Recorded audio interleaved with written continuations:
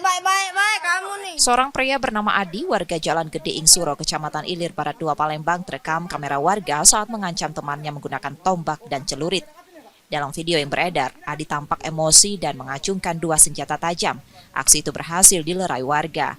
2 hari usai kejadian, pelaku ditangkap unit Ranmor Polrestabes Palembang.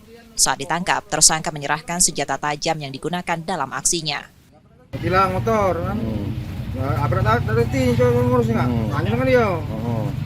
Apa jawaban dia lain jawaban dia? Sama marah tuh. Sempat ngoceh juga kan tadi? Hah? Sempat ngoceh juga. Nanti nggak coba. Itu tak ngacem mau itu di depan rumah dia. Dari keterangan polisi, peristiwa ini bermula saat korban meminta kembali uang tilang sebesar Rp150.000 yang sebelumnya dititipkan kepada tersangka.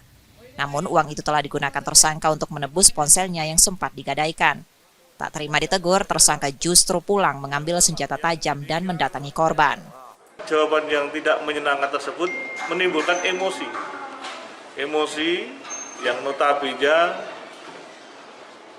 menggerakkan daripada saudara X selaku pihak tersangka menimbulkan satu amarah yang pada akhirnya emosi tersebut dilampiaskan, yang bersangkutan kembali ke tempat rumahnya mengambil tombak dan celurit, kemudian melakukan pengancaman.